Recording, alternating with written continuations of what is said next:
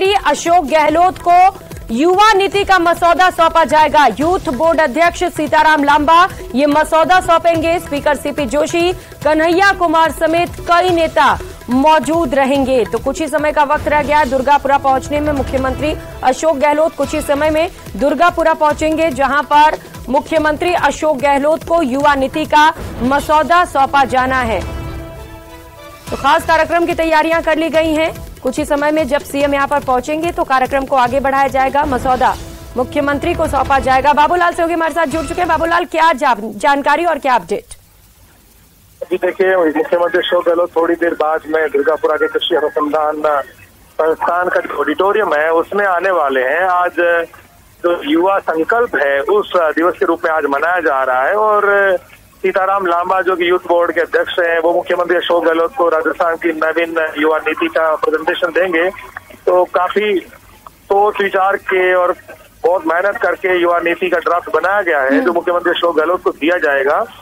Congress party युवाओं को अपने करीब लाने के मकसद से बहुत काम कर रही है। उसका जिक्र आज मुख्यमंत्री गहलोत अपने संबोधन में करेंगे और किस तरह की चुनौतियां हैं युवाओं के सामने उसके बारे में भी वो बात करेंगे, क्योंकि काफी काम सरकार ने किया है युवाओं को अपने साथ जोड़े रखने के लिए, जिसमें राजीव गांधी एक्सीलेंस योजना है जिसमें 500 से ज्यादा स्टूडेंट्स हैं वो विदेश में पढ़ करके आ सकते हैं। अमेरिका में, ब्रिटेन में, ऑस्ट्रेलिया के यूनिवर्सिटीज में राजस्थान के बच्चे पढ़ रहे हैं। सारा का सारा खर्च सरकार उठा रही है। इसके अलावा स्किल डेवलपमेंट की दिशा में बहुत काम यहाँ पर हुआ है। स्कूलों में युवाओं को काफी कुछ चीजें सिखाई जा रही है, समझाई जा रही है।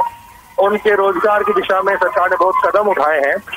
तो किस तरह की युवा नीति हो जिससे युवाओं को ग्रेजुएशन के बाद में सोचना ना पड़े, कोई दिक्कतें उनके जीवन में नहीं आए, तो उसके लिए सीएम अशोक गहलोत आज अपनी बात कहेंगे। सीताराम लांबा राहुल गांधी के बहुत नजदीकी माने जाते हैं, इसलिए उनको बड़ा जिम्मा दिया गया।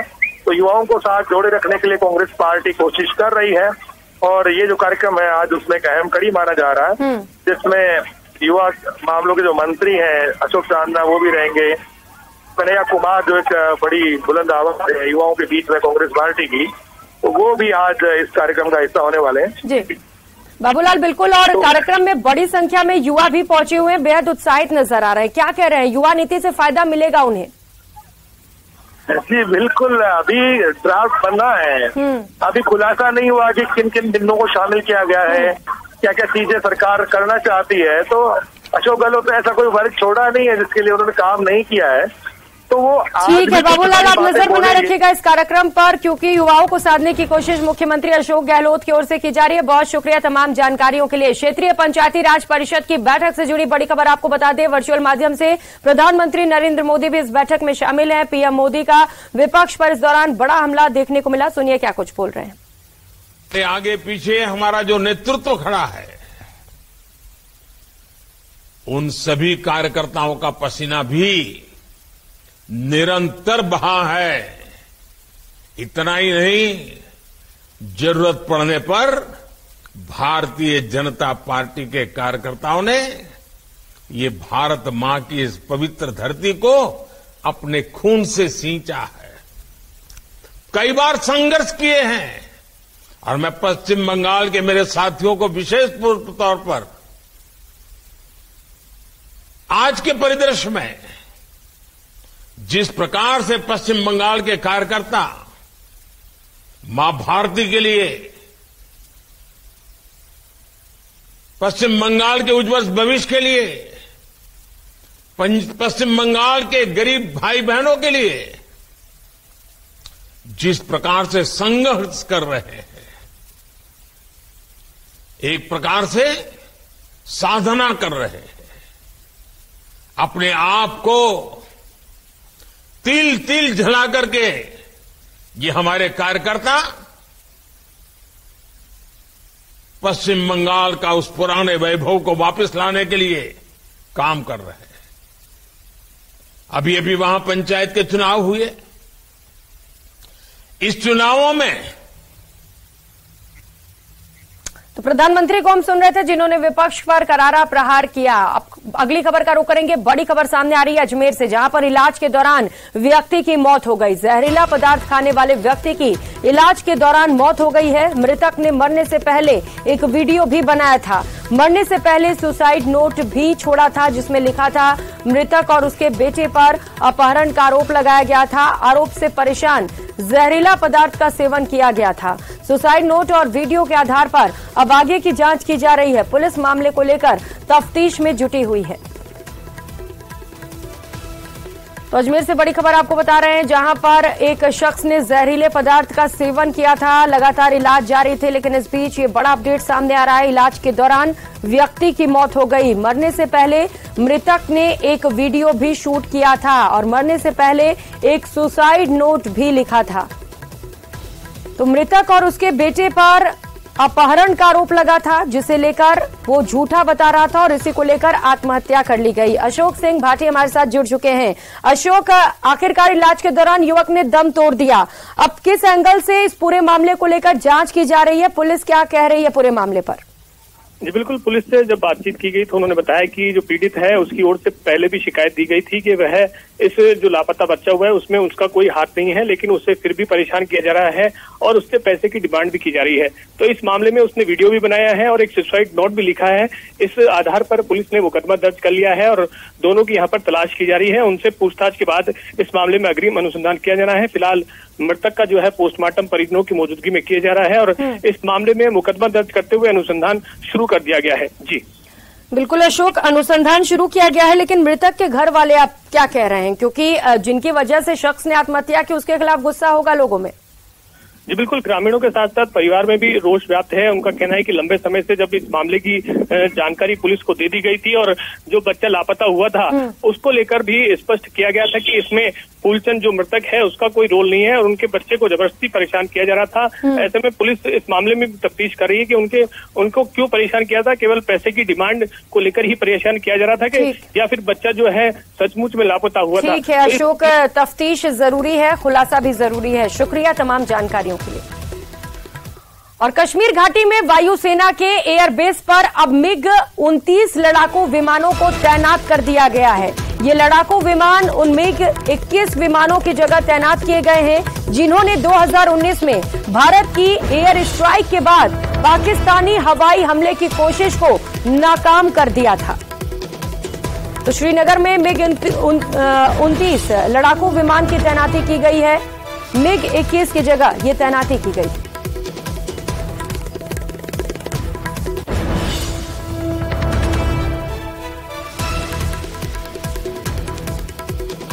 MiG-29 is a versatile multi-role combat aircraft.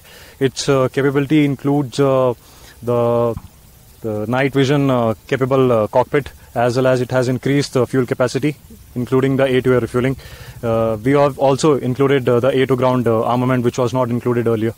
Obviously, the biggest capability of this aircraft is are the pilots who are handpicked at the training stage to fly and train in this fleet to fly this lethal aircraft. The Srinagar airfield lies in the center of the Kashmir Valley, and its general elevation is more if we compare it to plains. So strategically it is better to place an aircraft which has higher thrust to weight ratio, less response time due to proximity to the border, and is also equipped with better avionics as well as long range missiles and air to ground as well. So MiG-29 aircraft fulfills all these criteria, due to which they are very much capable of taking enemy at both the fronts. और अब बात जैसलमेर की, जहां पोखरण में Lawrence gang का दबदबा बढ़ रहा है। पोखरण में लॉरेंस गैंग की ओर से धमकी देने की 2 वारदातें सामने आई। पहली वारदात सांकड़ा थाना क्षेत्र की है, जहां एक शिक्षक मनेंद्र चौधरी को पिछले 3 दिनों से अलग अलग नंबर से धमकी भरे फोन कॉल आ रहे थे और बदमाशों की ओर से 20 लाख रुपए की रंगदारी मांगी जा रही थी। धमकी दी गई है कि रंगदारी नहीं मिली तो पूरे परिवार का सफाया कर दिया जाएगा। अब पीड़ित शिक्षक ने सांकड़ा थाने में इसे लेकर रिपोर्ट दर्ज कराई है। रिपोर्ट में शिक्षक ने बताया कि रंगदारी मांगने वाले ने अपना नाम काला जठेली बताया है और खुद को लॉरेंस बिश्नोई गैंग का आदमी बता रहा है। वहीं दूसरा मामला पोखरण शहर से ही सामने आया है, जिसमें एक होटल संचालक आसकरण गोयल को भी इसी तरह से धमकी भरा फोन कॉल आया है। लॉरेंस बिश्नोई गैंग के काला जठेली ने होटल संचालक से 50 लाख रुपए की रंगदारी मांगी है। साथ ही रंगदारी नहीं देने पर जान से मारने की धमकी दी गई है।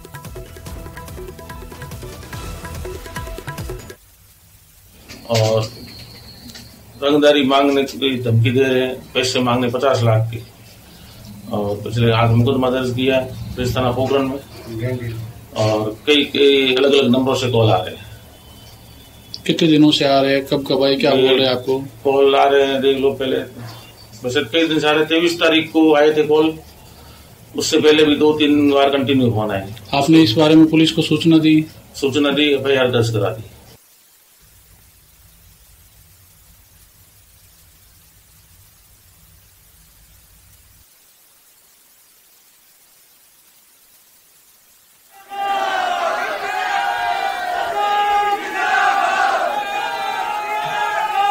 जहां पर मुख्यमंत्री अशोक गहलोत दुर्गापुरा पहुंच चुके हैं, भव्य कार्यक्रम वहां पर आयोजित किया गया है। मुख्यमंत्री अशोक गहलोत को युवा नीति का मसौदा सौंपा जाना है।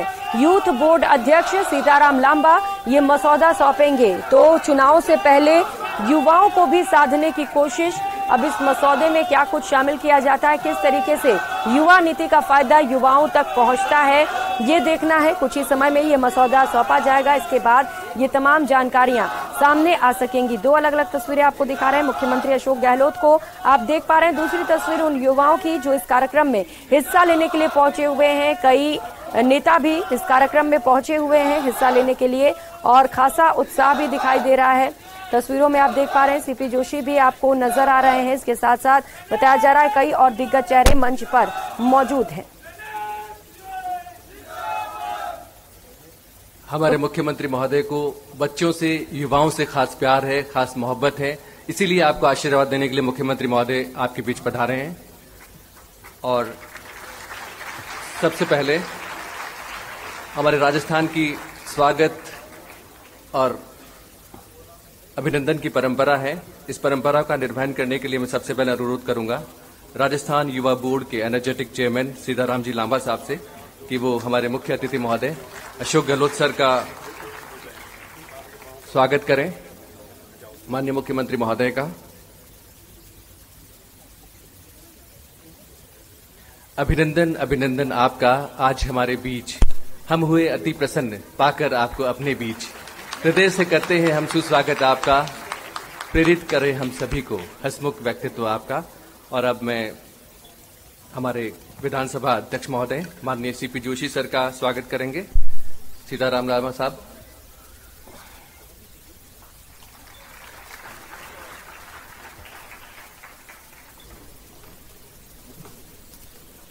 पुष्पगुच्छ के साथ अभिनंदन राजस्थान विधानसभा के ऊर्जावान अध्यक्ष माननीय सीपी जोशी सर का और एनएसयूआई के राष्ट्रीय प्रभारी कन्हैया कुमार जी का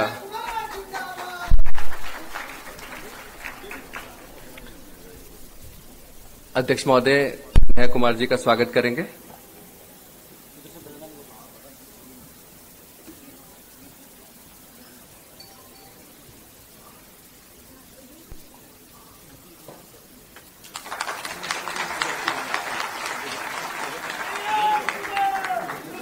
और मैं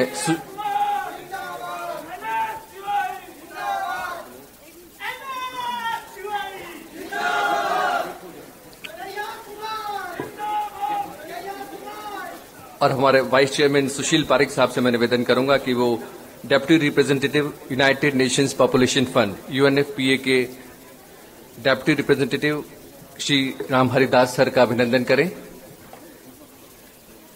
श्री राम हरिदास सर का 9 देशों में उल्लेखनीय सेवाएं की हैं इन्होंने मानवता को समर्पित।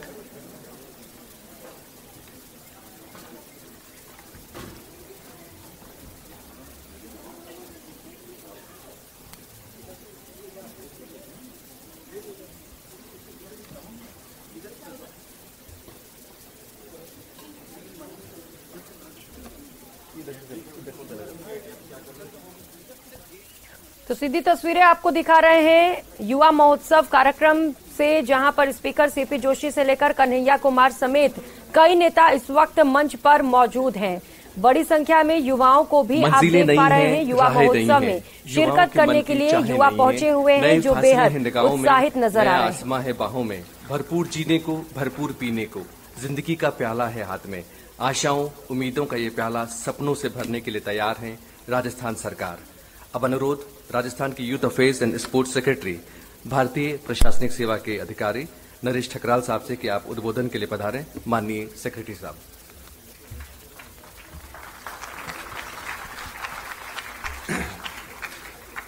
सभी को सादर नमन।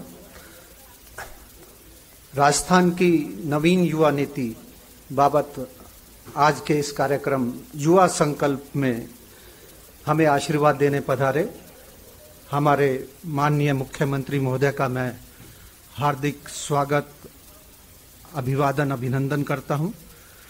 श्रीमान अपने व्यस्तम कार्यक्रम से समय निकालकर हमें आशीर्वाद देने पधारे हैं, इसके लिए हम तहे दिल से आभारी हैं।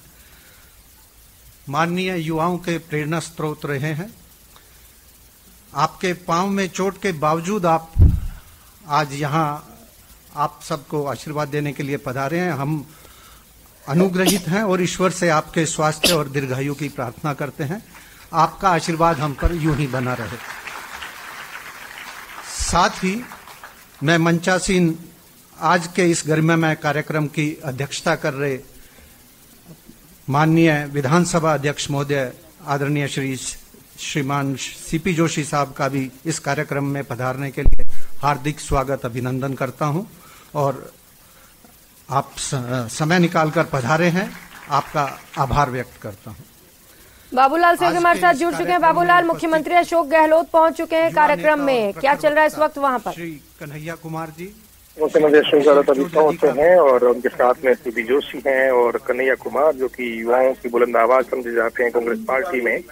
तो थोड़ी देर बाद में मुख्यमंत्री अशोक गहलोत का संबोधन होगा, तो उसमें वो राजस्थान में उनकी सरकार ने किस तरह से युवाओं के सुनहरे भविष्य के लिए काम किया है उसको गिनाएंगे। साथ ही बताएंगे कि हमने यूथ एक्सचेंज प्रोग्राम के जरिए 10,000 युवाओं को भारत भ्रमण कराया है, सबको मौका दिया है और युवाओं को आज संकल्प लेने की दरकार है, क्योंकि कांग्रेस पार्टी भली भांति जानती है कि युवा उनके साथ में एक बार रहता है, दूसरी बार पार्टी के साथ रहता नहीं है। तो इस बार अशोक गहलोत युवाओं का समर्थन हमेशा के लिए बनाए रखने की कोशिश कर रहे हैं, क्योंकि उनका दावा है कि सरकार रिपीट करेगी। लेकिन सरकार तब रिपीट करती है जब युवा सरकार के साथ खड़े होते हैं। तो एक टीस रहती है, एक मन में कसक रहती है कि युवा अगर हमारे साथ बने रहेंगे तो हम फिर सत्ता से कभी बाहर नहीं होंगे। तो अशोक गहलोत के सामने एक चुनौती भी है युवा, और उसी चुनौती से पार पाने के लिए गहलोत आज कुछ बड़े ऐलान भी कर सकते हैं और जो काम सरकार ने अब तक किया है उसको भी वो गिनाएंगे और बताएंगे कि हमने जो काम किया आज तक किसी ने नहीं किया। ये पहली सरकार है जो युवाओं के लिए नीतियां बनाती है, उनको इम्प्लीमेंट करती है और युवाओं को रोजगार इसलिए नहीं देती बल्कि उनको पढ़ने के लिए विदेश भी भेजती है। तो जो काम उन्होंने अब तक किया है उसको गिनाएंगे और युवाओं का भरोसा जीतने की भरसक कोशिश करेंगे, क्योंकि जिस देश का युवा जिस पार्टी के साथ खड़ा होता है वो पार्टी सत्ता में आती है, क्योंकि युवाओं या जो युवा खून है जब वो तरुणाई लेता है तो फिर वो क्रांति कर देता है। तो इस बार अशोक गहलोत को लगता है कि उन्हें जो है जरूरत है युवाओं के साथ ही। और अब सीताराम लांबा जो है वो अपनी बात कहेंगे, यूथ बोर्ड के अध्यक्ष हैं और राहुल गांधी के नजदीकी माने जाते हैं। अभी जब उनकी यात्रा थी तो उसमें उन्होंने कदम से कदम मिला करके राजस्थान का पूरा हिस्सा ही नहीं बल्कि देश के कई राज्यों को उनके साथ में वो पैदल चलने का उनको मौका मिला था।